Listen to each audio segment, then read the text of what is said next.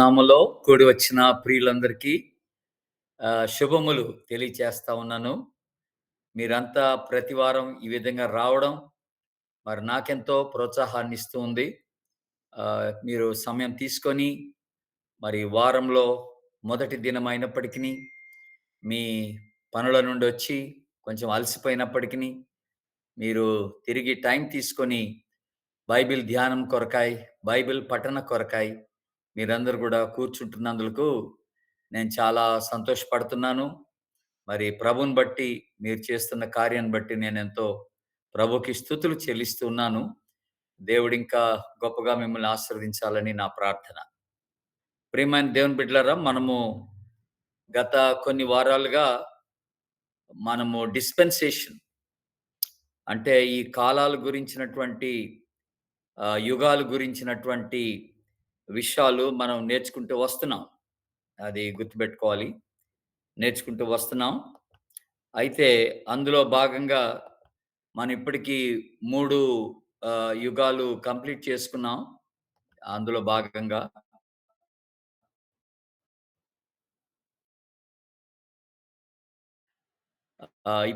ఇప్పుడు మనం ఆహ్, నాలుగవ అన్న మీ వాయిస్ బ్రేక్ యుగంలోకి మనం అన్న సారీ టు ఎక్స్‌క్యూజ్. అన్న sorry to interrupt. Me voice break అవుతుంది. వీడియో ఆఫ్ చేయండి. చెప్పినట్టుగా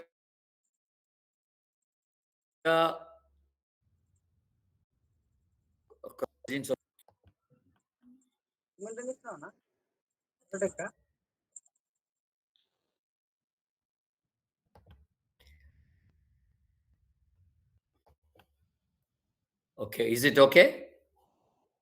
యాహ్! ఓకే అన్న, ఫైన్. సో, బైబిల్ అంతా కూడాను మనం తెలుసుకున్నట్టుగా 7 యుగాలుగా విభజింపబడతా ఉంది. అలాగా యుగాల వారీగా బైబిల్ చదువుతున్నప్పుడు మనకి ఇంకొంచెం ఎక్కువైన అవగాహన బైబిల్ గురించినటువంటి అవగాహన మనం కలిగి ఉంటాం. అది మీరు గుర్తుపెట్టుకోవాలని మనవి చేస్తున్నాను. అందుకనే ఈసారి సీరీస్‌లో యుగాల గురించిన ప్రస్తావన తీసుకొనొస్తూ ఉన్నాను. ఇప్పటికి మనము 3 యుగాలు కంప్లీట్ చేసుకున్నాం. మొట్టమొదటి యుగం నిష్కళంక యుగం, లేక అమాయక యుగం, లేక అజ్ఞాన యుగం అని నేను చెప్పాను మీకు. రెండోదిగా మనసాక్షి యుగం, అది కూడా మీకు జ్ఞాపకం చేశాను. మనసాక్షి యుగం అది నోవహు నుండి మనకి ప్రారంభమవుతది. మానవుని పతనము నుండి ప్రారంభమవుతది. అది మళ్ళీ ప్రళయం వరకు కూడా మనం చూస్తాం దాన్ని. మానవ పతనం నుండి ప్రళయం వరకు మనం చూస్తాం. ఆ తదుపరి మూడో యుగంగా నోవహు నుండి ప్రారంభమై బాబేలు గోపురం వరకు ఉన్నటువంటి ఒక యుగాన్ని మనం చూస్తూ వచ్చాం. అది ఒక 2 వారాలు చూసాం ఎలాగో దాన్ని. అది హ్యూమన్ గవర్నమెంట్, మానవ పరిపాలనా యుగం అని జ్ఞాపకం చేసుకున్నాం. మానవ పరిపాలనా యుగం అది 2 వారాలు దాన్ని మనం ధ్యానం చేసాం. ఈ రోజున 4వ యుగంగా వాగ్దాన యుగం అని అంటాం. ద ప్రామిస్ ఏజ్ లేదా ఏజ్ ఆఫ్ ద ప్రామిస్ అని అంటాం. ఇది మనకి దేవుడు అబ్రహాముని పిలిచింది మొదలుకొని మోషేకి ధర్మశాస్త్రం ఇచ్చేంత వరకు అన్నమాట. అక్కడ వరకు ఉంటుంది ఈ పీరియడ్. ఇది 427 సంవత్సరాల కాలంగా చెప్పబడుతూ ఉన్నది ఈ యుగం. ఈ యుగం యొక్క కాలం 427 సంవత్సరాలు. ఇంతకు ముందున్న మానవ పరిపాలన యుగం 1656 సంవత్సరాల కాలంగా మనం చూసాం. ఇప్పుడు ఈ యుగం 427 సంవత్సరాల కాలంగా మనం చూస్తా ఉన్నాం. అబ్రహాముని పిలుచుకున్న దేవుడు అక్కడి నుంచి స్టార్ట్ అవుద్దన్నమాట ఇది. అలాగా దేవుడు అబ్రహాంకి వాగ్దానం చేసి ఎలాగా ఆ వాగ్దానాన్ని నిలబెట్టుకుంటూ వచ్చాడనేది మనం యుగంలో చూస్తాం. ఈ ప్రపంచంలో ప్రతి మానవునికి సమస్యలు చాలా ఉంటాయి. వాడు ఏ కులమైనా, ఏ మతమైనా, ఏ జాతి అయినా అనేక సమస్యలు గుండా వెళ్తూ ఉంటారు మానవులు. అయితే మనం క్రైస్తవ సమాజానికి దేవుడిచ్చినటువంటి ఒక గొప్ప ఆధిక్యత ఏమిటనంటే విశ్వాసులకు దేవుడు ప్రతి సమస్యకు ఒక వాగ్దానాన్ని, ఒక ధైర్యాన్ని వాక్యం ద్వారా ఒక ఆదరణ మాటని దేవుడు మనకిస్తూ వచ్చాడు బైబిల్‌లో. ఈ వాగ్దానాన్ని మనం నమ్మాలి. దేవుడు చెప్పిన వాగ్దానాన్ని మనం నమ్మి, ఆ వాగ్దానం యొక్క షరతుని మనం పాటించినప్పుడు, ఆ వాగ్దానం మన జీవితంలో నెరవేర్చబడతదని మనం జ్ఞాపకం చేసుకుంటాం. ఇప్పుడు ఈ వాగ్దాన యుగం అబ్రహాం నుండి స్టార్ట్ అయిందని చూస్తాం. మోషే వరకు ఉన్నట్టుగా మనం చూస్తాం. ఇందులో ప్రధానమైనటువంటి వ్యక్తులు మనకు ముగ్గురే ఉంటారు. ఇక్కడ మనం మోషేని తీసుకోవడానికి ఏం లేదు గానీ, ప్రధానమైన వ్యక్తులు ఈ యుగంలో మనకు కనపడే వ్యక్తులు ముగ్గురే. అది అబ్రహాం సంతానమే. అబ్రహాము, ఇస్సాకు, యాకోబు. వీళ్ళ ముగ్గురు ఈ యుగంలో మనకి కనపడుతున్నటువంటి వ్యక్తులు. అయితే దేవుడు ఆయనందు విశ్వాసం ఉంచినటువంటి వారి చేత ఒక, ఒక జనాంగంగా దేవుడు ఏర్పరచుకోవాలని దేవుడు ఇష్టపడ్డాడు. వారితో. విశ్వాసం ఉంచినటువంటి వారితో ఒక జనాంగం, దేవుని జనాంగంగా ఒకటి ఏర్పాటు చేసుకోవాలని దేవుడు ఇష్టపడ్డాడు. మనము అబ్రహాం యొక్క పిలుపుని మనం ఆలోచన చేస్తే, అపోస్తలుల కార్యం గ్రంథంలో మనకి బాగా వివరించబడుతదది. దేవుని బిడ్డలారా 7వ అధ్యాయం అపోస్తలుల కార్యం గ్రంథంలో మీరు 7వ అధ్యాయం చూసినట్లయితే కొంత బ్యాక్‌గ్రౌండ్ మనకి ఆ పిలుపుని గురించినటువంటి కొంత బ్యాక్‌గ్రౌండ్ మనకి అక్కడ వివరించబడుతున్నట్టుగా చూస్తాం. ఏమిటట అక్కడ స్టెఫెను మాట్లాడుతూ అబ్రహాం యొక్క బ్యాక్‌గ్రౌండ్ గురించి జ్ఞాపకం చేస్తున్నాడు స్టెఫెను. ఏమని జ్ఞాపకం చేస్తున్నాడంటే, మన పితరుడు అయినటువంటి అబ్రహాము 2వ వచనంలో చూస్తాం అది. హారానులో కాపురముండక మునుపు మెసొపొతేమియాలో ఉన్నప్పుడు మహిమగల దేవుడు అతనికి ప్రత్యక్షమై అనుంటది. నీవు నీ దేశమును, నీ స్వజనమును విడిచి బయలుదేరి అక్కడి నుంచి నేను చూపించబోవు దేశమునకు రమ్మని అతనితో చెప్పెను. అప్పుడతడు కల్దీయుల దేశమును విడిచి హారానులో కాపురముండెను. అతని తండ్రి చనిపోయిన తర్వాత అక్కడ దేవుడు మరొకసారి అతనికి పిలిపించినట్టుగా మనం చూస్తున్నాం. సో, ఇక్కడ మొదటి విషయం అబ్రహాం యొక్క మొదటి విషయం ఏంటనంటే, అతడు హారా నుండి అతడు తన మెసొపొతేమియాలో ఉన్నప్పుడు అక్కడ దేవుడు ప్రత్యక్షమై తనతో మాట్లాడినప్పుడు అక్కడ ఆహ్, అక్కడ తను ఆ యొక్క పిలుపుకి లోబడి అతడు బయలుదేరి వచ్చినట్టుగా చూస్తాం. వీళ్ళు ఆహ్, కల్దీయుల దేశం నుండి వచ్చి హారాన్‌లో సెటిల్ అయినప్పుడు వీళ్ళ నాన్నగారు తెరహు హారాన్‌లో చనిపోతాడు. ఆ చనిపోయిన తర్వాత అబ్రహాంకి మరొకసారి పిలుపొస్తది. దేవుని పిలుపు అక్కడ. మనందరికి తెలిసినట్టుగా తెరహు విగ్రహారాధికుడు. విగ్రహాలు చేసి అమ్మేవాడు. కొన్ని సందర్భాల్లో అబ్రహాం కూడా ఆ విగ్రహాలు అమ్ముతూ తిరిగేవాడు మార్కెట్‌లో. కానీ ఒక దశలో దేవుని యొక్క ప్రత్యక్షత జరిగింది అతనికి. ఇప్పుడు మనం 7వ అధ్యాయం 2వ వచనంలో చూసినట్టుగా. ఆ ప్రత్యక్షత వచ్చిన తర్వాత జీవం గల దేవుడిని నమ్ముకొని, ఈ విగ్రహాలన్నీ కూడా తుచ్చమైనవని గ్రహించి, వాటిని విడిచి, జీవం గల దేవుణ్ణి అనుసరించటానికి అబ్రహాము ఇష్టపడతాడు. 75వ సంవత్సరపు వయసులో అబ్రహాంకి మళ్ళొక పిలుపొస్తది. అది మనం ఆదికాండం 12వ అధ్యాయంలో చూస్తామనమాట ఆ పిలుపు. ఆ ఆదికాండం 12వ అధ్యాయం నుండి స్టార్ట్ అవుద్ది ఈ యుగం. వెరీ ఇంట్రెస్టింగ్‌గా జనరల్‌గా దేవుని యొక్క వాగ్దానాలు మనం ఎక్కడ చూసినా గూడా షరతుతో కూడిన వాగ్దానాలుగా ఉంటాయి. అంటే ప్రతి వాగ్దానం వెనక ఒక షరతుంటది జనరల్‌గా. ఆ షరతుని మనము ఎప్పుడైతే పాటిస్తామో, ఆ వాగ్దానం నెరవేర్చబడతదనమాట. ఇది జనరల్‌గా మనందరికి తెలిసిన ఒక సత్యం. కానీ ఇక్కడ ఆశ్చర్యం ఏంటంటే, దేవుడు అబ్రహాంకి ఇచ్చినటువంటి వాగ్దానము, ఇది షరతులు లేని వాగ్దానం ఇచ్చాడు. ఏ షరతు పెట్టలేదు. దేవుడు షరతులు లేకుండా వాగ్దానం ఇచ్చాడు. ఆ వాగ్దానము నమ్మమన్నాడు అంతే. అతడు చేయాల్సిందేం లేదు ఆ వాగ్దానం నెరవేర్చబడటానికి. దేవుడే చేస్తానన్నాడు ఆ పనిని అబ్రహాం జీవితంలో. అంతే. అబ్రహాం అది నమ్మవలసిన వాడై ఉంటున్నాడని మనం జ్ఞాపకం చేసుకుంటాం. అయితే ఇక్కడ ఈ వాగ్దాన యుగంలో 3 ప్రధానమైనటువంటి వాగ్దానాలు దేవుడు అబ్రహాంకిచ్చాడు. 3 ప్రధానమైన వాగ్దానాలు. మొదటి వాగ్దానం ఏమిటంటే ఆశీర్వాదం. దేవుడు నిన్ను ఆశీర్వదిస్తానన్నాడు. ఇది మొదటి వాగ్దానం. ఈ ఆశీర్వాదానికి మూలమేంటి? ఏం లేదు. షరతేంటి? ఏం లేదు. నువ్వు ఇది ఫలాంది చేస్తే నీకు ఈ వాగ్దానం ఉంటదని ఇక్కడ అట్లాంటిదేం లేదు. మీరు ఈ 12వ అధ్యాయం మొదటి 4 వచనాలు చదివితే, నేను నిన్ను ఆశీర్వదిస్తాను. నీ నామం గొప్ప చేస్తాను. నీవు ఆశీర్వాదకరంగా ఉంటావు. నిన్ను ఆశీర్వదించువాన్ని నేను ఆశీర్వదిస్తాను. నిన్ను శపించువాన్ని నేను శపిస్తాను. నీ యందు భూమి యొక్క సకల వంశములు ఆశీర్వదించబడతాయి.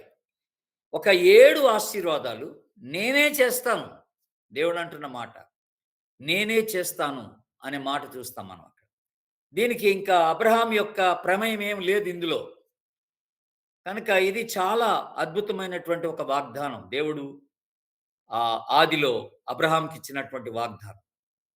ఈ రోజున దేవుడు మనకిచ్చే వాగ్దానాలు అలాగా లేవు. మనం వచ్చే వారం కూడాను ఈ యొక్క వాగ్దాన యుగాన్ని గురించి మనం జ్ఞాపకం చేసుకుంటాం. వచ్చే వారం కూడాను. బట్ ఈ రోజున అబ్రహాంకి ఇచ్చినటువంటి వాగ్దానాన్ని మనం ఆలోచన చేస్తున్నాం. ఈ వాగ్దాన యుగంలో 7 ఇంపార్టెంట్ వాగ్దానాలు అంటే 7 ఇంపార్టెంట్ ఆశీర్వాదాలు ఈ మొదటి వాగ్దానంలో దేవుడిచ్చాడు. నేను 3 వాగ్దానాలు అన్నాను. మొదటి వాగ్దానం ఏంటంటే ఆశీర్వదించెదను అని అంటాడు. నేను నిన్ను ఆశీర్వదించెదను. సో దీంట్లో 7 ఆశీర్వాదాలు ఇమిడి ఉన్నట్టుగా మనం చూస్తున్నాం. అవన్నీ కూడా నేను మీకు అక్కడ తెలియచేశాను. షరతులు లేవు. నేనే చేస్తానన్నాడు దేవుడు. దేవునికి ఒక నిత్యమైన ప్రణాళిక ఉంది అబ్రహాము విషయంలో. అది అబ్రహాములో నెరవేర్చుకోవాలనుకున్నాడు దేవుడు. కనుక నేనే చేస్తాను అబ్రహాము. నేనే నిన్ను ఆశీర్వదిస్తాను. నిన్ను శపించువాన్ని నేను శపిస్తాను. ఇలాగా నువ్వు అనేకమైన జనములకు ఆశీర్వాదకరంగా ఉంటావు. అలాగే నేను చేస్తానని దేవుడే చెప్పినట్టుగా చూస్తున్నాం. దీనికి అబ్రహాము విధేయత చూపినట్టుగా మనం చూస్తున్నాం. వెరీ ఇంట్రెస్టింగ్‌గా 12వ అధ్యాయం మొదటి వచనంలో నేను నీకు చూపించే దేశం నాకు వెళ్ళు అనంటే, ఆ 4వ వచనానికి వచ్చే లోపల అతడు యెహోవా చెప్పినట్టు చేసెను అని ఉంటదక్కడ. వెరీ బ్యూటిఫుల్‌గా అతడి యొక్క విధేయత మనకు కనపడతా ఉంటదక్కడ. ఆ విధేయతలోనే ఈ ఆశీర్వాదం కూడా దాగి ఉన్నట్టుగా మనం చూస్తున్నాం. కానీ ఇక్కడ అతడు విధేయత చూపించినందుకు ఆశీర్వాదం కాదు. దేవుడు అతని పట్ల వాగ్దానం చేసినందుకు అది నమ్మి దానికి విధేయత చూపినట్టుగా, దేవుని మాటకు అతడు విధేయత చూపినట్టుగా మనం చూస్తున్నాం. ఇక రెండో వాగ్దానం దేని గురించిన వాగ్దానం అంటే సంతానం గురించిన వాగ్దానం. ఇది కూడా మనకి ఆదికాండం 13వ అధ్యాయంలో ఉంటది దేవుని బిడ్డలారా. ఈ సంతానాన్ని గురించినటువంటి వాగ్దానం దేవుడు అబ్రహాంకి ఇచ్చినట్టుగా మనం చూస్తాం. 13వ అధ్యాయంలో 15, 16 వచనాల్లో ఆ వాగ్దానం ఉంటది, మీరు గమనించండి. నీవు చూచుచున్న ఈ దేశమంతటిని నీకును నీ సంతానమునకు ఇచ్చేదను అని చెప్పి 16వ వచనంలో అంటాడు, నీ సంతానమును భూమి మీద ఉండు రేణువుల వలె చేసేదను. ఎట్లనగా ఒకడు భూమి మీద నుండి రేణువులను లెక్కింప గలిగిన ఎడల నీ సంతానములు కూడా లెక్కింపవచ్చును అని అన్నాడు. అంటే ఇసుక రేణువులు మనం లెక్కించలేము కదా. అలా అంతటి విస్తారమైనటువంటి సంతానంగా నీ సంతానాన్ని నేను అభివృద్ధి చేస్తానన్నాడు దేవుడు. ఇది దేవుని యొక్క ప్రణాళిక అబ్రహాం పట్ల. ఇది దేవుని యొక్క ఇష్టం, దేవుని యొక్క చిత్తం. ఇందులో అబ్రహాం చేయాల్సింది ఏం లేదు. ప్యూర్‌గా ఇది దేవుని యొక్క వాగ్దానమే అనే మాట మనం జ్ఞాపకం చేసుకోవాలి. అయితే ఈ వాగ్దానం ఇవ్వబడినప్పుడు అబ్రహాం కొంచెం కన్‌ఫ్యూజ్ అయిపోయాడు. ఎందుకంటే అప్పటికి అతనికి పిల్లలు లేరు. మీరు జ్ఞాపకం పెట్టుకోవాలి కదా. మీ అందరికి తెలుసు అది. పిల్లలు లేరు. అప్పుడు అబ్రహాం ఏమనుకున్నాడంట, తన దగ్గరున్నటువంటి ఆహ్, దాసుడు ఎలియాజర్ అనే దాసుడున్నాడు. ఆ దాసుని ద్వారా తనకేదైనా సంతానం ఇస్తాడేమో, తన సంతానాన్ని విస్తరింపజేస్తాడేమో అని అట్లా ఆశపడ్డాడు. అట్లా అనుకున్నాడు. మీరు 15వ అధ్యాయం చూడండి ఒకసారి.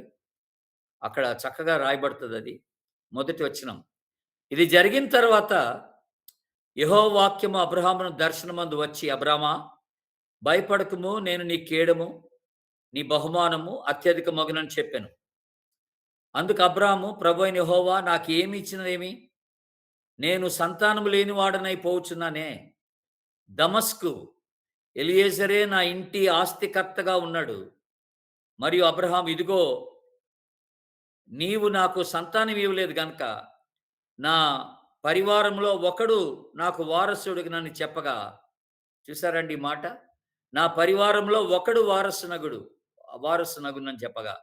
అంటే ఎలియాజరు ద్వారా తనకి సంతానం వస్తుందని అనుకున్నాడు పాపం. కానీ దేవుడు చాలా క్లియర్‌గా అబ్రహాంతో మాట్లాడాడు.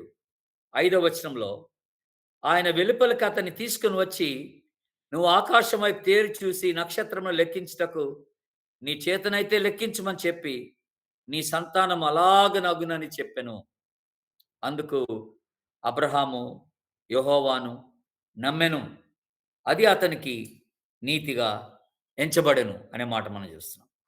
చాలా ఇమ్మీడియేట్‌గా అసలు బయటికి తీసుకెళ్ళి నక్షత్రాలు చూపించగానే, అంతటి సంతానం నీ నుండి వస్తది. నీ సంతానాన్ని అంతగా నేను అభివృద్ధి చేస్తానంటే నమ్మేసాడు. తర్వాత నమ్మడం సరే, కానీ ఇంకొక మాట అన్నాడు ఇక్కడ ఇంట్రెస్టింగ్‌గా. 17వ అధ్యాయం 17వ వచనం మీరు చూడండి. కొంత అనుమానం వచ్చింది తనకి. అప్పుడు అబ్రహాము సాగిలపడి నవ్వి, 100 ఏళ్ల వానికి సంతానము కలుగునా? 9 ఏండ్ల శారా కనునా? అని తన మనసులో అనుకోనెను. బయటికి అనలేదు గానీ, అతడు తనకు తానుగా నవ్వుకున్నాడంట. నమ్మాడు గానీ నవ్వుకున్నాడు. నవ్వుకొని ఈ వయసులో మాకు దేవుడు సంతానం ఇవ్వడం ఏంటని అనుకున్నాడన్నమాట.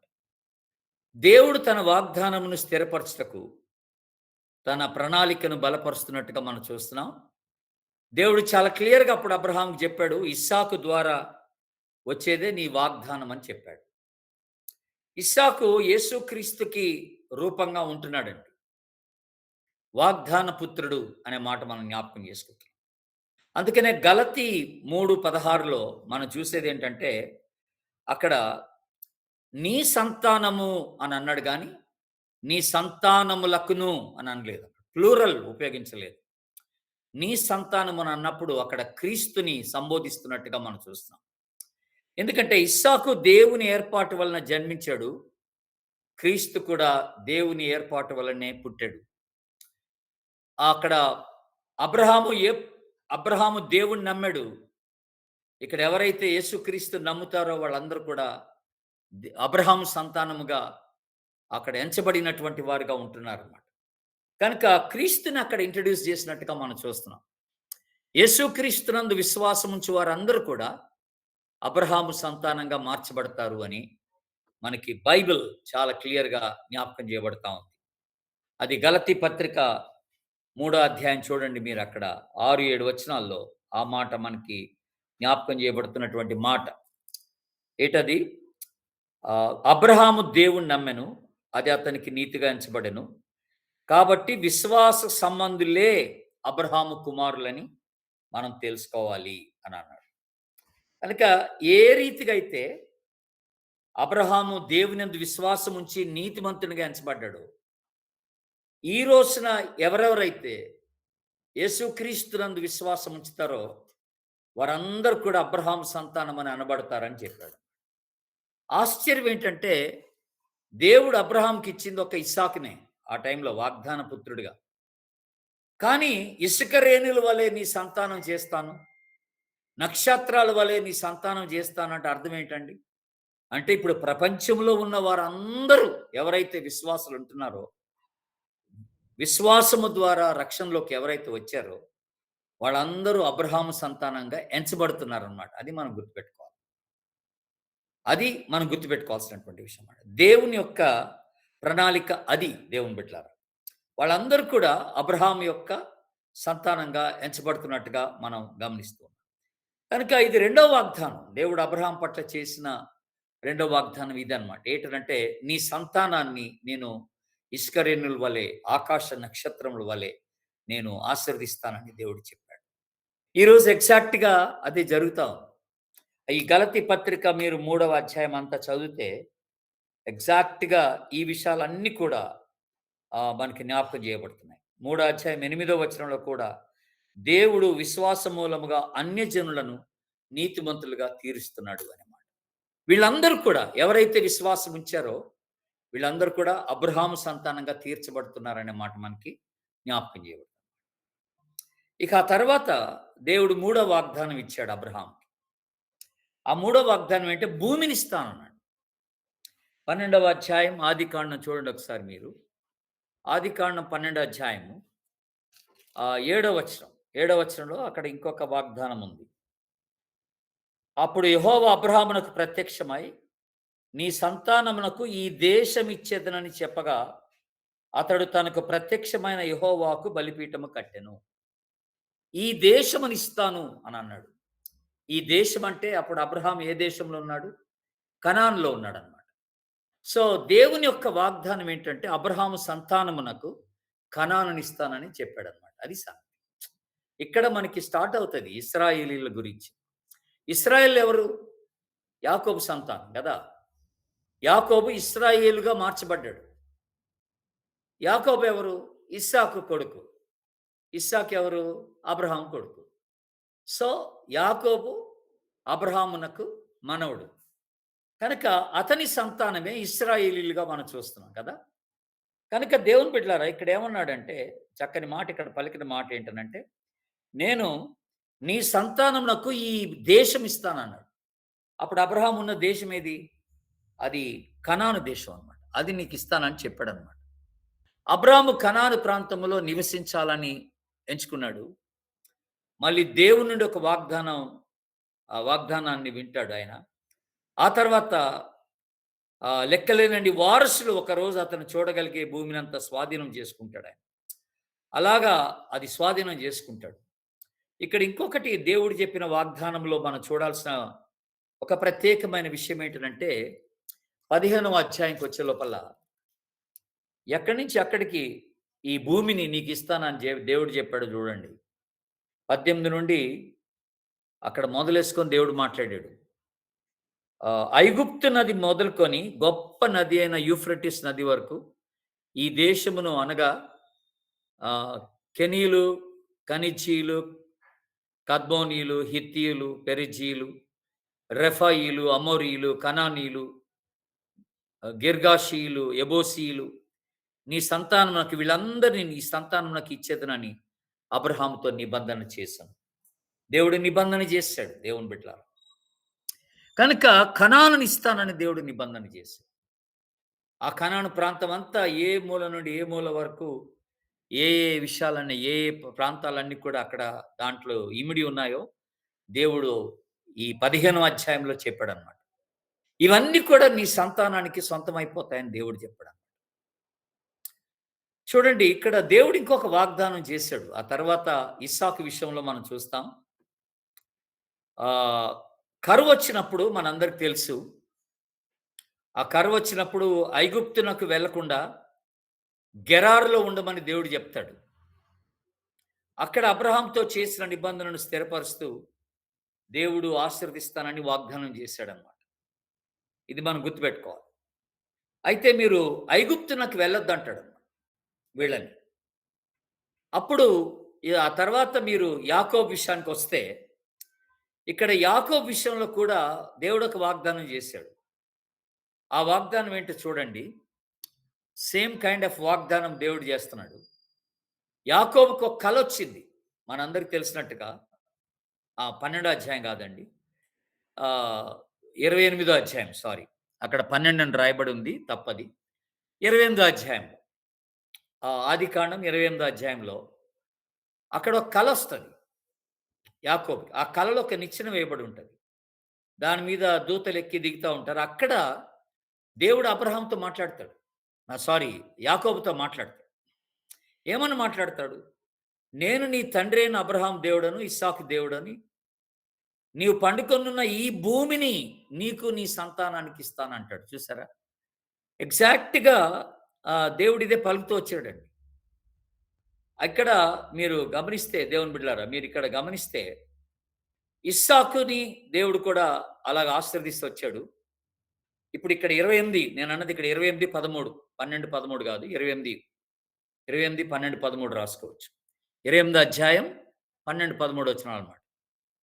ఆదికాండం. ఇక్కడ దేవుడేమన్నాడంటే, నువ్వు పడుకున్న ఈ భూమిని నేను నీకు ఇస్తానన్నాడు. ఆ దేవుని యొక్క వాగ్దానం అది. ఇస్సాకు చేశాడు, యాకోబు చేశాడు భూమి యొక్క వాగ్దానం. ఆ తర్వాత మీరు చూడండి, యెహోషువ గ్రంథానికి వచ్చినప్పుడు, యెహోవా ప్రమాణం చేసి వారి పితరులకు ఇచ్చేదనని చెప్పిన దేశమంతయు ఆయన ఇశ్రాయేలులకు అప్పగించెను అని ఉంటది. ఇశ్రాయేలుకి అప్పగించాడట. వారు దాన్ని స్వాధీనపరుచుకొని దాంట్లో నివసించారు అని రాయబడి ఉంది అక్కడ. కనుక దేవుని వాగ్దానం నెరవేర్చబడినట్టుగా మనం చూస్తా ఉన్నాం. భూమికి సంబంధించిన వాగ్దానం అక్కడ నెరవేర్చబడినట్టుగా కూడా మనం గమనిస్తాం. అందుకనే యెహోషువ గ్రంథంలో చక్కని మాట రాయబడి ఉంది ఏంటంటే 21:45లో, యెహోషువ గ్రంథం 21:45లో, యెహోవా ఇశ్రాయేలులకి సెలవిచ్చిన మాటలన్నిటిలో ఏది తప్పిపోలేదు, అదంతయు నెరవేరును అనే మాట మనం చూస్తాం. అంతయు నెరవేరును అనే మాట మనం చూస్తాం. ఇక మీరు ద్వితీయోపదేశ కాండానికి వస్తే చూడండి, అక్కడ ఈ భూమిని గురించిన వాగ్దానం యొక్క ప్రస్తావన జరుగుతూ వచ్చింది అక్కడ. నీ దేవుడైన యెహోవా నీ పితరులతో ప్రమాణం చేసినట్టు ఆయన నీ సరిహద్దులను విశాలపరిచి నీ పితరులకు ఇచ్చేదని చెప్పిన సమస్త దేశమును నీకిచ్చిన ఎడలా అనుంది అక్కడ. ఆ తర్వాత అక్కడ దేవుడు మళ్ళీ ఆశ్రయపురాల గురించి కూడా మాట్లాడుతూ, ఈ ఆశ్రయపురాలు కూడా వాళ్ళకి ఇచ్చినట్టుగా మనం చూస్తూ వస్తున్నాం దేవుడు. కనుక అంటే ఈ వాగ్దానం యొక్క నెరవేర్పు, భూమిని ఇస్తాను అన్నటువంటి వాగ్దానం యొక్క నెరవేర్పు ఎలాగా అది జరుగుతూ వచ్చిందో మనకి గుర్తు చేస్తున్నాడు. అయితే మీరు గమనించాలి, నేను వాగ్దానం ఇస్తాను అన్నప్పుడు ఇది ఆదికాండం 15వ అధ్యాయంలో మనం చూసాం. అక్కడ వాగ్దానం ఇస్తున్నప్పుడండి, అప్పుడు ఎగ్జాక్ట్‌గా టోటల్ ఆయన చెప్పినటువంటి ఐగుప్తు నుండి మళ్ళీ ఆ యొక్క కవరేజ్ అదంతా కవర్ అయినప్పుడు, కనాన్ అంతా కవర్ అయినప్పుడు ఆ ఊర్లన్నీ జ్ఞాపకం చేశాడు కదా 15 అధ్యాయంలో. వాటన్నిటి యొక్క అది మొత్తం ఎన్ని స్క్వేర్ మైల్స్ ఉంటది అని అన్నారంటే, దాదాపుగా 3,00,000 స్క్వేర్ మైల్స్ ఉంటదట. అవంతా కూడా చదరపు అడుగులు, చదరపు మైళ్ళట.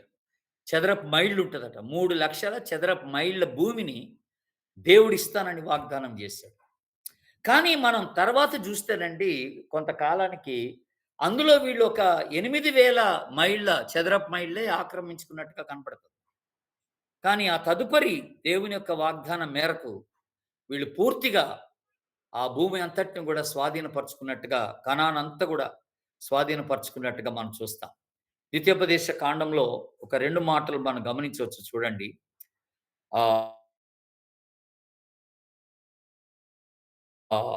విస్తరింప చేయుటకు మీ దేవుడైన యెహోవా మీ యందు సంతోషించెను. మిమ్మల్ని విస్తరింప చేయాలని, మీరు స్వాధీనపరచుకొనబోవుచున్న దేశములో నుండి మీరు పెళ్లగింపబడుదురు అని అన్నాడు. అంటే ఎందుకు? అక్కడి నుంచి వీళ్ళు చెదరిపోయి ఆ దేశమంతా కూడా వీళ్ళు చెదరిపోయి దాన్ని స్వాధీనపరచుకోవాలని దేవుని యొక్క ప్లాన్ అన్నమాట. అందుకనే 64 వచనానికి వచ్చే లోపల, దేశం యొక్క ఈ కొన మొదలుకొని ఆ కొన వరకు సమస్త జనములోనికి యెహోవా మిమ్మల్ని చెదరగొట్టును అన్నాడు.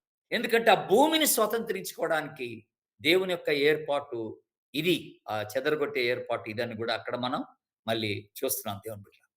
కనుక మీరు నిశ్చయంగా నశించిపోదురని, స్వాధీనపరుచుకున్నటకు యొర్దానును దాటిపోవచ్చున్న దేశంలో మీరు అనేక దినములు ఉండరనియు నేడు నేను మీకు తెలియచెప్పుచున్నాను అని అన్నాడు.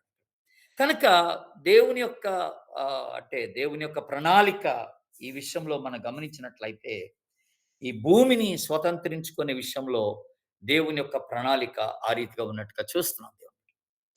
కనుక హెబ్రీ పత్రిక 11 అధ్యాయంకి వచ్చే లోపల అబ్రహామును గురించి ఒక చక్కని మాట రాయబడి ఉందండి. ఈ వాగ్దాన విషయంలో అబ్రహాం ఎలాగ నమ్మాడో చూడండి అసలు. ఎలాగ నమ్మి ఆయన తీసుకున్నటువంటి నిర్ణయం ఏంటనంటే మీరు చూడండి.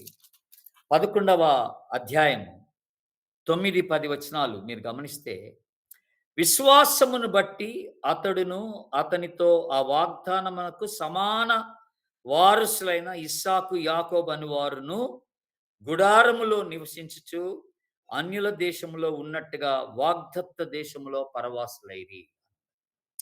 మీరిక్కడ విషయాన్ని మీరు గమనించాలా? దేవుడు వాగ్దానం చేశాడు. 12 అధ్యాయం 7వ వచనంలో జాగ్రత్త వినండి. 12 అధ్యాయం 7వ వచనంలో దేవుడు వాగ్దానం చేశాడు. వాగ్దానం చేసినప్పుడు అక్కడ దేవుని సన్నిధిలో మీరు 8వ వచనంలో మీరొకసారి మళ్ళొకసారి 12 అధ్యాయంకి రండి దయచేసి. 12 అధ్యాయము ఆదికాండం 7వ వచనంలో దేవుడు భూమిని గురించిన వాగ్దానం చేస్తాడు అక్కడ. అక్కడ సంతానం గురించిన వాగ్దానం చేస్తాడు. అక్కడ దేవునికి బలిపీఠం కడతాడు అబ్రహాం.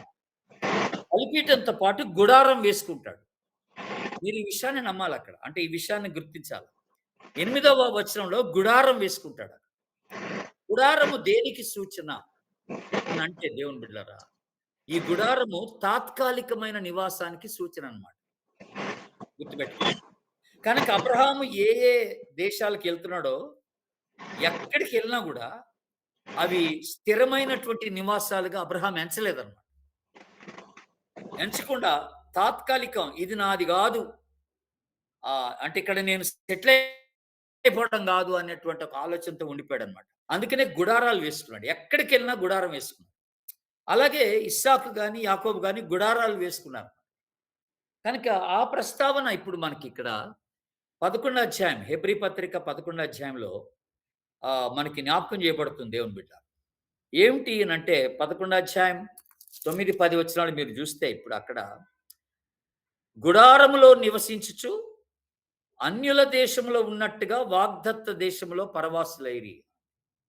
అంటే దేవుడు వాగ్దానం చేసినటువంటి దేశంలో కూడాను వీళ్ళు గుడారాలు వేస్తూ నివసించుకున్నారన్నమాట. అంటే దాని అర్థం ఏంటంటే వీళ్ళకున్న నిరీక్షణ గొప్పది. మా స్థిరమైన నివాసం ఇక్కడ లేదు, ఈ భూమి మీద లేదని గ్రహించినారన్నమాట. కనుక మనం మాట్లాడుకుంటున్నట్టుగా విశ్వసించిన వారందరూ అబ్రహాము సంతానం అంటున్నాం కదా. అలాంటప్పుడు మనందరం కూడా ఇలాంటి ఒక ఆలోచనతోనే ఉండాలంటున్నాడు దేవుడు. ఏంటి ఈ ఆలోచన అంటే, ఇది మన స్థిరమైన నివాసంగా మనం ఎంచకూడదంట దేవుని బిడ్డ.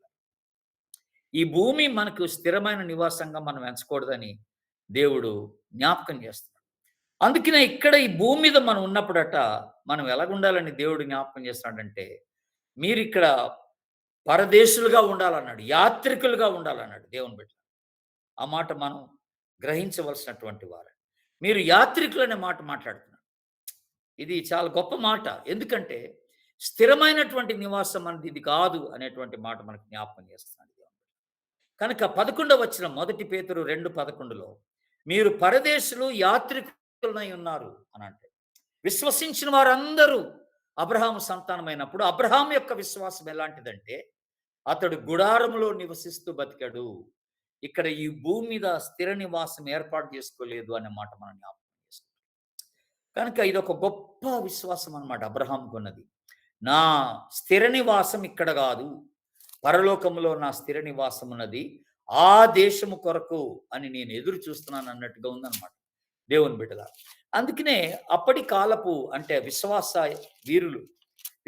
వీరుల గురించి మనం మాట్లాడుతున్నప్పుడు వాళ్ళట దేని కొరకు ఎదురు చూశారు అని అంటే, అబ్రహాం చూడండి దేని కొరకు ఎదురు చూశాడట. ఆ హెబ్రీ 11 10వ వచనంలో మనకు చూస్తాం అక్కడ, దేవుడు దేనికి శిల్పియు నిర్మాణకుడునై ఉన్నాడో పునాదులు గల ఆ పట్టణము కొరకు అబ్రహాం ఎదురు చూశాడు అని ఉంది అక్కడ. ఆ పట్టణం కొరకు అబ్రహాం ఎదురు చూశాడు. అంటే ఈ భూమి మీద ఉన్నటువంటి ఏ నివాసం కూడా తనకి స్థిరమైనటువంటి నివాసంగా అబ్రహాం ఎంచలేదన్నమాట. కనుక మన నివాసం ఇక్కడ కాదు అనే మాట. అందుకనే ఫిలిప్పీ పత్రికలో కూడా విశ్వాసులమైనటువంటి మనకు అక్కడ పౌలు గారు చెప్తున్నటువంటి ఒక మంచి మాట ఏంటనంటే, ఫిలిప్పి 3:20లో మనం చూసే మాట ఏంటనంటే, మన పౌరస్థితి పరలోకమందున్నది అని అంటాడు. మన పౌరస్థితి పరలోకమందున్నది. దాని కొరకు మనం కనిపెడుతున్నాం. అక్కడ సంపూర్ణంగా నివసించడానికి మనం కనిపెడుతున్నాం. ఇది గాదు.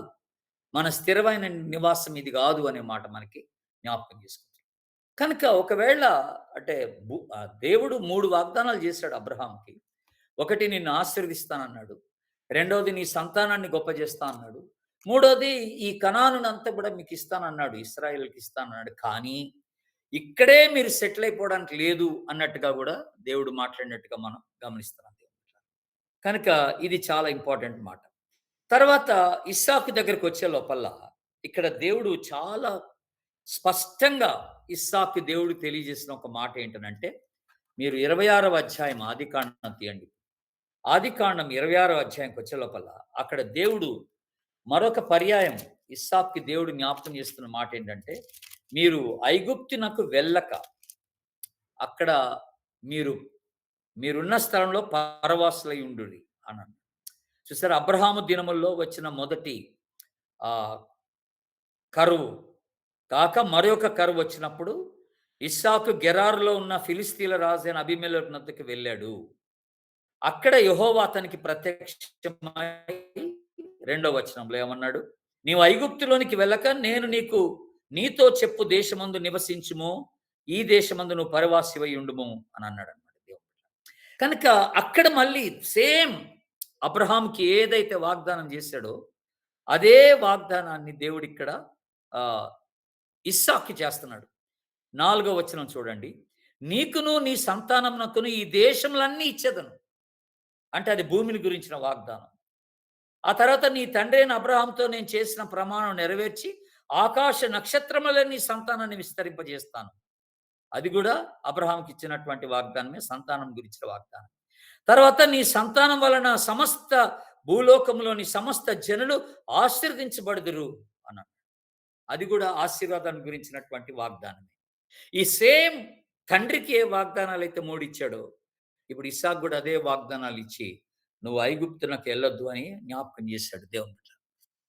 మనం గమనిస్తున్నాం ఏంటనంటే, నేను మీకు ఇప్పటివరకు జ్ఞాపకం చేస్తూ వచ్చాను. ప్రతి వాగ్దానం అంటే ప్రతి యుగం, అటు నిర్దోష యుగం గానివ్వండి, లేకపోతే మనసాక్షి యుగం గానివ్వండి, లేకపోతే మానవ పరిపాలన యుగం గానివ్వండి.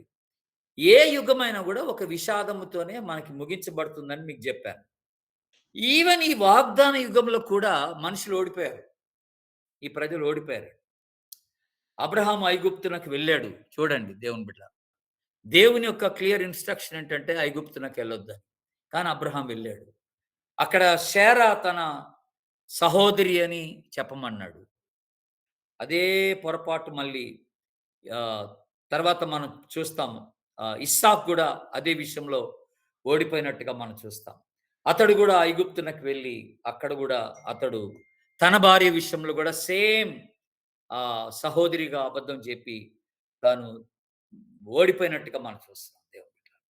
కనుక ఇదంతా కూడా ఏంటంటే ఆహ్, దేవుని యొక్క మాట వీళ్ళు అంటే దేవుని వాగ్దానం తీసుకున్నారు గానీ అందులో వీళ్ళు స్థిరంగా ఉండలేక, నమ్మలేక ఒక దశ వచ్చిన తర్వాత అక్కడ ఓడిపోయిన స్థితిలో, వీళ్ళు పడిపోయిన స్థితిలో అక్కడ మనం చూస్తున్నాం. యాకోబు కూడా పడిపోయాడు. ఎలా పడిపోయాడనంటే, తాను మోసం చేసి, తండ్రిని మోసం చేసి, సహోదరుని మోసం చేసి, వాగ్దానాలన్నీ సొంతం చేసుకోవడానికి ఇష్టపడ్డాడు. ఇక మనకు తెలిసిన స్టోరీ ఏంటనంటే, అంటే 39వ అధ్యాయం నుండి ఆదికాండంలో మనకు తెలిసిన స్టోరీ ఏంటంటే, అన్నలందరూ కూడా యోసేపుని అమ్మేస్తారు. అమ్మేసి ఐగుప్తునకు యోసేపు తీసుకొని పోబడతాడు. అక్కడ, అక్కడ అమ్మబడతాడు. ఐగుప్తునకు అమ్మబడతాడు. అయితే దేవుని బిడ్డలారా మీరు గమనించిన మాట ఏంటంటే, వీళ్ళంతా కూడా ఐగుప్తునకు వెళ్ళాల్సొస్తది. కరువు ప్రాంతంలో, కరువు టైంలో. దేవుడు అక్కడ యోసేపుని ఏర్పాటు చేసి పెట్టాడు. వీళ్ళకి పోషించటానికి ముందుగానే యాకోబు యొక్క సంతానం అంతా కూడా అక్కడ తీసుకొని పోయటం జరుగుతది. అయితే విచారకరమైన పరిస్థితి ఏంటనంటే, అక్కడ యోసేపు ఉండి వీళ్ళందరిని చూసుకుంటాడు. కరువు కాలం. రెండోసారి కరువొచ్చినప్పుడు వీళ్ళంతా ఐగుప్తునకొస్తారు. అక్కడ ఒక్క దగ్గరే ఆహారం దొరుకుతుందని విన్నప్పుడు వీళ్ళక్కడికొస్తారు. వచ్చి అక్కడ యోసేపుని కలవడం మనకు ఆ స్టోరీ అంతా తెలుసు. యోసేపు తన్ను తాను బయలుపరుచుకోవడం, నేనే మీ తమ్ముడినని చెప్పడం, మరి నాన్నని గూడా తీసుకొని రండి అనటం, ఇవన్నీ జరుగుతాయి. వాళ్ళక్కడికి యాకోబుని గూడా తీసుకొనొస్తారు. మనందరికి తెలిసిన స్టోరీ అది. కాకపోతే కరువయిపోయిన తర్వాత ఐగుప్తులో ఉండొద్దు అని జెప్పినప్పుడు, వీళ్ళ మాట నమ్మి అక్కడి నుంచి అక్కడ ఆ సరుకులను తీసుకొని, కరువయిపోయిన తర్వాత అక్కడి నుంచి బయటికి రావాల్సినటువంటి వారై ఉన్నారు. కానీ రాలేదండి. అయితే గమనించండి ఇక్కడ ఒక మాట జరిగింది మనకి. 41వ అధ్యాయం ఏది మీరు ఆదికాండం గమనిస్తే, అక్కడ దేవుడు కొన్ని కొన్ని మాటలు అక్కడ మనకి జ్ఞాపకం చేస్తున్నాడు. 41 అధ్యాయం చూడండి. 55వ వచనాన్ని అక్కడ గమనిస్తే, ఐగుప్తు దేశమంతటను కరువొచ్చినప్పుడు ఆ దేశస్థులు ఆహారం కోసము ఫరోతో మొరపెట్టుకొనిరి. అప్పుడు ఫరో, మీరు యోసేపునొద్దకు వెళ్లి అతడు మీతో చెప్పినట్టు చేయుడని ఐగుప్తీయులందరితో చెప్పాను. కరువు ఆ దేశమందంతటా ఉండెను గనుక యోసేపు కొట్లన్నీ విప్పించి అక్కడ ఐగుప్తీయులకు ధాన్యమంతా కూడా సమృద్ధిగా అతడు ఇచ్చినట్టుగా మనం చూస్తున్నాం. అప్పుడు ఆహ్, సమస్త దేశస్థులు యోసేపు నొద్దకు రావడం, అక్కడ ధాన్యం తీసుకోవడం ఇదంతా కూడా మనం చూస్తాం. ఆ తర్వాత 42వ అధ్యాయంకొచ్చే లోపల అక్కడ యాకోబు తన కుమారులను ఐగుప్తునకు పంపిస్తాడన్నమాట ధాన్యం కొరకు. వాళ్ళందరూ అక్కడికొస్తారన్నమాట. వచ్చినప్పుడు అక్కడ ధాన్యం తీసుకుంటారు. అక్కడి నుంచి వెళ్ళిపోవాల్సినటువంటి వాళ్ళు అక్కడికొచ్చిన తర్వాత అక్కడ సెటిల్ అయిపోతారు నేను మీకు చెప్పినట్టుగా. ఐగుప్తులోనే ఉండిపోతారు కరువైన తర్వాత కూడా. దాని ద్వారా జరిగింది ఏంటినంటే, వీళ్ళక్కడికొచ్చి అక్కడ సెటిల్ అయిపోయి దగ్గర దగ్గర ఒక 70 మంది ఐగుప్తులోకి వచ్చినట్టుగా మనం చూస్తాం. ఈ యొక్క సంతానమంతా కూడా ఇశ్రాయేలీయులు అంటే యాకోబు సంతానమంతా కూడా అక్కడ 46వ అధ్యాయంలో మీరు 5, 6, 7 వచనాలు గమనిస్తే అక్కడ రాయబడి ఉంటది. బెయేర్షు నుండి వెళ్ళెను. అతడు వచ్చిన తర్వాత ఇశ్రాయేలు కుమారులు తమ తండ్రి అయిన యాకోబును, తమ పిల్లలు, తమ భార్యలను ఎక్కించిరి. యాకోబు యావత్తు సంతానమును, పశువులను, కనానులో సంపాదించిన సంపద యావత్తును తీసుకొని ఐగుప్తునకు వచ్చెను. అతడు తన కుమారులను, తన కుమారుల కుమారులను, కుమార్తెలను, కుమారుల కుమార్తెలను యావత్తు సంతానం ఐగుప్తులో తమతో కూడా తీసుకొని వచ్చిరి అన్నమాట. ఆ సంతానం యొక్క పేర్లన్నీ కూడా అక్కడ రాయబడ్డాయి దేవుని బిడ్డలారా. ఆ పేర్లన్నీ కూడా అక్కడ రాయబడ్డట్టుగా చూస్తాం. ఆ తర్వాత 27వ వచనంకొస్తే, ఐగుప్తునకు వచ్చిన యాకోబు కుటుంబపు వారందరూ కూడా 70 మంది. 27వ వచనం చూస్తాం అది. 70 మంది. ఆశ్చర్యకరంగా వీళ్ళంతా కూడా యోసేపు యొక్క సహోదరుని యొక్క సంతానమని ఐగుప్తు రాజునకు తెలుస్తది. తెలిసిన తర్వాత కూడా రాజు యాక్సెప్ట్ చేస్తాడు వీళ్ళందరిని. వీళ్ళందరిని యాక్సెప్ట్ చేసి అక్కడే ఉంచుకుంటాడు దేవుని బిడ్డలారా. ఉంచుకున్న తర్వాత వాళ్ళక్కడ సెటిల్ అయిపోతారు. ఐగుప్తులో సెటిల్ అయిపోతారు. ఇది దేవుని ఏర్పాటు కాదు ఇది. ఐగుప్తులో ఉండడం అనేది దేవుని ఏర్పాటు కాదు. అయితే అక్కడ జరిగిన ఒక విచారకరమైన పరిస్థితి ఏంటనంటే, దాదాపుగా 17 సంవత్సరాల కాలం ఉండిపోతారు. ఐగుప్తులో యాకోబు అక్కడ ఉంటాడు 17 సంవత్సరాలు. ఉండి అక్కడ చనిపోతాడు. బట్ ఆయన సంతానం అంతా అక్కడే ఉండిపోద్ది. అయితే ఒక విచారకరమైన విషయం జరిగిందేంటంటే, ఈ యోసేపుని ఎరిగినటువంటి ఫరో చనిపోతాడన్నమాట చివరికి. చనిపోయినప్పుడు కొత్త ఫరో వస్తాడు. ఒక కొత్త రాజు వస్తాడు ఐగుప్తునకు. మీరు చూడండి అక్కడ రాయబడిన మాట కూడా మీకు జ్ఞాపకం చేస్తాను. నిర్గమాకాండం మీరు మొదటి 2 వచనాలు లేకపోతే 5వ వచనం మీరు గమనించండి. వీరిలో ప్రతివాడును తన కుటుంబంతో వచ్చెను. యాకోబు గర్భమున పుట్టిన వారందరూ 70 మంది. అప్పుడు యోసేపు ఐగుప్తులో ఉండెను. యోసేపు అతని అన్నదమ్ములందరూ కూడా ఆ తరము వారందరూ కూడా చనిపోతారు. ఇశ్రాయేలు బహు సంతానం గలవారై అభివృద్ధి పొంది విస్తరించి అత్యధికముగా ప్రబలిరి. వారున్న ప్రదేశము వారితో నిండి ఉండెను. వారితో నిండి ఉండెను. కనుక ఏం జరిగింది ఇక్కడ? యాకోబు సంతానం అంతా కూడాను అత్యధికంగా విస్తరించిందంట ఐగుప్తులో. వీళ్ళు 70 మందిగా వచ్చి లక్షల మంది అయ్యారు. లక్షల మంది అయ్యారు ఐగుప్తులో. ఇప్పుడు అక్కడ జరిగింది ఏంటనంటే, అప్పుడు మరొక రాజు వచ్చాడు ఐగుప్తుకి. మీరు 8వ వచనం చూడండి. ఏది నిర్గమాకాండం మొదటి అధ్యాయం 8వ వచనం. అప్పుడు యోసేపును ఎరుగని క్రొత్త రాజు ఐగుప్తును ఏలన ఆరంభించాను. ఇక్కడ ఒక క్రొత్త రాజొచ్చాడు. ఇతను కూడా ఫరో అంటారు. రాజుల్ని ఫరో అంటారు. అయితే ఇతడు యోసేపుని ఎరుగనటువంటి ఫరో అన్నమాట. ఆ మొదటి రాజైతే యోసేపుని ఎరిగినవాడు. యోసేపు యొక్క విశ్వాసం, ఆయన యథార్థత, నమ్మకత్వం అంతా ఎరిగినవాడు గనుక యోసేపుకి బాధ్యతలిచ్చాడు, అధికారం ఇచ్చాడు. బానే ఉంది. కానీ ఈ పర్టిక్యులర్ కొత్త ఫరో వచ్చిన తర్వాత ఇతడికి యోసేపు ఎవరో తెలీదు. కానీ ఇతడు గమనించిన ఒక విషయం ఏంటనంటే, ఈ యాకోబు సంతానం అంతా ఇశ్రాయేలీయులు మొత్తం ఐగుప్తులో వాళ్ళు పెరుగుతూ, నింపబడుతూ వచ్చినట్టుగా చూసాడు. భయమేసిపోయింది. భయమేసిపోయి వీళ్ళు ఇలాగే విస్తరిస్తే మన మీదనే వీళ్ళు అధికారం చెలాయిస్తారని అనుకుంటాడన్నమాట. అనుకోని అక్కడ వీళ్ళందరిని ఏం చేస్తాడంటే బానిసలుగా మార్చుకుంటాడన్నమాట. అదే మొదటి అధ్యాయం 9-12 వరకున్న భాగంలో మనం చూస్తాం అన్నమాట. ఇలాగ వీళ్ళని వదిలేస్తే వీళ్ళు మనపైనే దాడి చేస్తారు. మనపైన అధికారం చెలాయిస్తారు. ఇక మనం వీళ్ళతో ఉండలేము అని రాజు గ్రహించిన వాడై ఏం చేస్తాడంటే వాళ్ళందరూ గూడా వాళ్ళందరూ మమ్మల్ని నిలగొడతారేమో అని జెప్పి వాళ్ళందరిని బానిసలుగా వాడేసుకుంటాడన్నమాట. వాళ్ళతో చాకిరీ చేయించుకుంటాడన్నమాట. అట్లాగా రామసేన అన్నటువంటి పట్టణాన్ని వాళ్ళతో కట్టిస్తాడన్నమాట. ఆ ఇటుకలు మోయించటం, రాళ్ళు మోయించటం చాలా కఠినమైనటువంటి బానిస పని వాళ్ళతో చేయించి, అక్కడ వాళ్ళు ప్రాణాలు విసికేంతగా వాళ్ళతో పని చేయించుకుంటాడన్నమాట. అది జరుగుతది దేవుని బిడ్డలారా. ఆ తర్వాత మనకు తెలిసిన విషయమే. మోషే ద్వారా దేవుడు వాళ్ళకి విడుదల కలిగించడం అనేది మనం చూస్తాం దేవుని బిడ్డలారా. ఆ తర్వాత వాళ్ళు అక్కడి నుంచి గొర్రెపిల్ల రక్తం ద్వారా వాళ్ళు విడుదల పొందాలని దేవుడు జ్ఞాపకం చేస్తాడు. 2వ అధ్యాయానికి వచ్చే లోపల నిర్గమకాండం గుర్తుపెట్టుకోవాలి. అంటే ఏ ద్వారబంధం మీద గొర్రెపిల్ల రక్తం ఉంటదో, ఆ ద్వారబంధాన్ని ఆ ఇంటిని దేవుడు నాశనం చేయకుండా, ఆ ఇంటిని దాటి వెళ్ళిపోతానని దేవుడు జ్ఞాపకం చేస్తాడు. సో, ఐగుప్తులో ఉన్నటువంటి ఇశ్రాయేల్ అందరూ కూడా ఆ బానిసత్వం నుండి విడుదల పొందింది ఎప్పుడునంటే, ఆ మోషే వచ్చిన తర్వాత ఆ స్టోరీ ఇంకా చాలా ఉంది మోషే ద్వారా జరిగిందంతా. మనకిప్పుడు ఇక్కడ అక్కర్లేదు.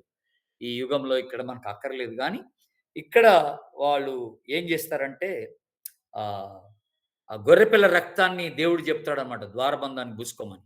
ప్రతి ఇంటికి ఒక గొర్రెపిల్ల కోసి. వాళ్ళు అలాగ చేయడం ద్వారా దేవుడు ఆ ఇంటిని నాశనం చేయకుండా దాటి వెళ్ళిపోతాడు. సో, ఐగుప్తులో ఉన్నవాళ్ళు అందరి ఇళ్ళలో ప్రథమ సంతానాన్ని దేవుడు నాశనం చేసి పడేస్తాడు. వీళ్ళ ఇంట్లో ఉన్నటువంటి వాళ్ళని ఎవరు దేవుడు నాశనం చేయడనమాట. సో, ఆ రీతిగా ఈ ఐగుప్తీయులందరికీ విడుదలొస్తది దేవుని పట్ల. ఆ తర్వాత మనందరికి తెలుసు వీళ్ళు 40 సంవత్సరాల అరణ్యంలో ప్రయాణం చేస్తారు. ఆహ్, ఆ ప్రయాణంలో దేవుడు వీళ్ళకి కావాల్సిన అన్నీ కూడా వీళ్ళకి అనుగ్రహిస్తాడు. వీళ్ళకి అన్నీ ఆహ్, ఆహ్, వీళ్ళ వీళ్ళ ఆహారం చూసుకుంటాడు, నీళ్లు చూసుకుంటాడు, వీళ్ళ ఆరోగ్యం చూసుకుంటాడు. అద్భుతమైన మాట ఏంటనంటే, ఈ అరణ్యంలో 40 సంవత్సరాలు వీళ్ళు పనిచేసినప్పుడు, వీళ్ళు ప్రయాణం చేసినప్పుడు, ఒక చక్కని మాట ద్వితీయోపదేశ కాండంలో మనం చూస్తాము. ఒక మాట చూసి ముగిస్తాం. ద్వితీయోపదేశ కాండం 8 అధ్యాయం 3, 4 వచనాలు గమనించండి. ఆహారం వలననే గాని, యెహోవా సెలవిచ్చిన మాట వలనే గాని, నరులు బ్రతుకుదురని ఆహ్, ఆహారం వలననే గాక, యెహోవా సెలవిచ్చిన మాట వలన నరులు బ్రతుకుదురని నీకు తెలియచేయుటకు, ఆయన నిన్ను అణచి, నీకు ఆకలి కలుగచేసి, నీవే గాని, నీ పితరులే గాని, ఎన్నడూ ఎరుగని మన్నాతో నిన్ను పోషించాడు. ఈ 40 సంవత్సరాలు నీవేసుకున్న బట్టలు పాతగిలలేదు. నీ కాళ్ళు వాయలేదు. అని చెప్తున్నాడు దేవుడు. అసలు ఇది చాలా గొప్పగా దేవుడు ఆహ్, మిమ్మల్ని నడిపిస్తూ వచ్చాడని దేవుడు మాట్లాడాడు. అసలు ఇది ఒక పెద్ద అద్భుతం. మీరు ఆలోచన చేసుకుంటే ఇశ్రాయేల్ జీవితానికి ఇది పెద్ద ఇక్కడ జరిగిన పొరపాటు ఏంటి ఇంతకి? ఇక్కడ జరిగిన పొరపాటు ఏంటనంటే, ఈ దేవుడు ఐగుప్తునకు వెళ్ళొద్దంటే వెళ్లారన్నమాట సంగతది. అక్కడ సెటిల్ అయిపోకుండా కరువు కాలంలో అక్కడికి వెళ్లి ఆహారం తీసుకొని వచ్చేసుంటే బావుండేది కరువయిపోయిన తర్వాత. వీళ్ళు అక్కడే ఉండిపోవడం వల్ల అక్కడ బానిసలుగా ఉంచబడ్డారు. అయితే దేవుని బిడ్డలారా టోటల్‌గా యాక్చువల్‌గా వీళ్ళు ఐగుప్తులో ఉన్న కాలం ఎంతంటే 430 సంవత్సరాలు గుర్తుపెట్టుకోవాలి. కానీ వీళ్ళకి శ్రమొచ్చిన కాలం ఎంత అంటే 230 సంవత్సరాలు. అంటే ఆ మొదటి ఫరో ఉన్నప్పుడు ఒక 200 సంవత్సరాల కాలం గడిచిందన్నమాట యోసేపు ఉన్నప్పుడు. ఇక రెండవ ఫరో వచ్చిన తర్వాత మరొక 230 సంవత్సరాలు బానిసలుగా పనిచేశారన్నమాట. పూర్తిగా 430 సంవత్సరాలు బానిసలుగా వీళ్ళు పని చేయలేదు. ఆ 230 సంవత్సరాలు బానిసలుగా పనిచేశారు. దానికి దేవుడు విముక్తి లేకపోతే విమోచన ఎలా కలిగించాడంటే మోషే ద్వారా కలిగించాడు. ఇప్పుడు మీరిక్కడ మీకొక చిన్న విషయాన్ని జ్ఞాపకం చేసి ముగిస్తాను. మనం గుర్తుపెట్టుకోవాల్సిన ఒక విషయం. అంటే దేవుని యొక్క ప్రణాళిక, దేవుని యొక్క ఏర్పాటు ఎలాగుంటది అని అన్నప్పుడు మీరు గుర్తుపెట్టుకోవాలి. 230 సంవత్సరాలు వీళ్ళు మొరపెడుతూ ఉండగా, దేవుడు అంతకాలం ఎందుకు వెయిట్ చేశాడు? వీళ్ళకి విడుదల కలుగజేయడానికి అనేది ఒక ప్రశ్న. ఎందుకంటే ఈ సందర్భం వచ్చింది గనక మీకు జ్ఞాపకం చేస్తున్నాను. దేవుడు అన్ని సంవత్సరాలు ఎందుకు వెయిట్ చేశాడనంటే గుర్తుపెట్టుకోండి. ఇంగ్లీష్‌లో ఒక మంచి స్టేట్మెంట్ ఉన్నది. అదేంటనంటే గాడ్స్ మెథడ్ ఈజ్ మ్యాన్ అంటారు. అంటే దేవుని యొక్క పద్ధతి ఏంటంటే మనుషుల్ని వాడుకోవడమే. దేవుడు ఎప్పుడైనా తన ఉద్దేశాలు నెరవేర్చుకోవాలంటే మనుషుల్నే వాడుకుంటాడు. తనకు తానుగా చేయడేది. చేయలేక కాదు. ఆయన చేయడానికి ఇష్టపడక. మనుషుల ద్వారానే తన ఉద్దేశాలు నెరవేర్చుకోవడానికి దేవుడు ఇష్టపడతాడనమాట. అది గుర్తుపెట్టుకోవాలి. అందుకని దేవుడు ఏం చేశాడంటే తన బిడ్డలు, తన ప్రజలు ఐగుప్తులోకి వెళ్ళిపోయి అక్కడ మొరపెడుతూ ఉండగా కూడా వాళ్ళకి విడుదల ఎందుకు కలగలేదంటే దేవుని తరపున ఒక మనిషి వెళ్ళాలక్కడికి. ఒక మనిషి వెళ్లి వాళ్ళని తీసుకొని రావాలి. ఆ మనిషి దొరికేంత వరకు దేవుడు ఆగాడనమాట. అది సంగతి. దేవుని యొక్క ఉద్దేశాలు, ప్రణాళికలు కొన్నిసార్లు భంగపరచబడతాయి. కారణం ఏంటంటే, ఆ ఉద్దేశాలు నెరవేర్చబడటానికి తగిన వ్యక్తి దేవునికి దొరకనంత వరకు, ఆ దేవుని ఉద్దేశాలకి భంగం కలుగుద్దనమాట. అలాగా ఆగిపోతాయి. ఇప్పుడు సువార్త పరిచర్య ఉంది. మనందరం చేయాల కదా! ప్రపంచంలో. మీరు వెళ్లి సర్వ సృష్టికి సువార్తను ప్రకటించండి. సమస్త జనులను శిష్యులుగా చేయండి అని అన్నాడు కదా! ఈ సువార్త పరిచర్య ప్రభు చేయలేడా? ఒక మాట సెలవిస్తే దేవదూతలందరూ ప్రపంచమంతటా వెళ్ళిపోతారు. కోట్ల కొలది దేవదూతలు. అందరిని మార్చేస్తారు. కానీ దేవుని ప్రణాళిక అది గాదు. తాను ఏదైతే చేయాలనుకుంటున్నాడో అది మానవుడి ద్వారానే జరిగించడానికి ఇష్టపడతాడు. So, God's method is man అని అన్నాను. దేవుని యొక్క పద్ధతి ఏంటంటే మనుషులను వాడుకోవడం. అందుకనే దేవుడు మనకి ఆ ఆధిక్యత ఇచ్చాడన్నమాట ఈరోజు. ఆ సువార్త పరిచర్య యొక్క ఆధిక్యత దేవుడు మనకిచ్చాడు. మనకిచ్చి మన ద్వారా ఆ కార్యాన్ని దేవుడు జరిగించుకోవడానికి ఇష్టపడుతున్నాడు. మనకి అవసరమైన పరిశుద్ధాత్మ శక్తిని, జ్ఞానమును, నడిపింపును, ఆయన సన్నిధిని దేవుడు మనతో ఉంచి తన కార్యాన్ని మన ద్వారా జరిగించుకుంటాడు. సో, మోషే దొరికేంత వరకు దేవుడు వెయిట్ చేసి, తీరా మోషే దొరికిన తర్వాత దేవుడు మోషేకు ఒక 80 సంవత్సరాలు తరబీతిచ్చి, ఆ తదుపరి దేవుడు ఐగుప్తులోనికి మోషేని పంపించినట్టుగా మనం చూస్తాం. కనుక అంతటి సిద్ధపాటు జరిగిందనమాట ఈ ప్రజలకి విడుదల కలగడానికి. ఆ తదుపరే దేవుడు మోషే ద్వారా ఆ ప్రజలను బయటికి తీసుకురావడం, వాళ్ళు 40 సంవత్సరాల అరణ్యంలో ప్రయాణం చేయడం ఇదంతా మనం చూస్తామనమాట. కనుక ఇది అంటే ఓవరాల్‌గా జస్ట్ బ్రీఫ్‌గా మీకు జ్ఞాపకం చేయాలనుకున్న వాగ్దాన యుగంలో మొదటి భాగం అనమాట. ఇది మొదటి భాగం. అంటే నెక్స్ట్ వీక్ గూడా ఈ వాగ్దానాన్ని గురించి మాట్లాడతాను నేను. దేవుని వాగ్దానాన్ని గురించి మాట్లాడతాను. అది కొంచెం జనరల్ విషయాలు నేను మీకు జ్ఞాపకం చేయాలని అది చెప్పాలనుకుంటున్నాను నేను. కానీ ఇక్కడ మనం గుర్తుపెట్టుకోవాల్సినటువంటిది ఏంటంటే ప్రధానంగా దేవుడు అబ్రహాంకి వాగ్దానం చేశాడు. షరతు లేని వాగ్దానం. ఆ వాగ్దానం ఏమిటంటే 3 వాగ్దానాలు.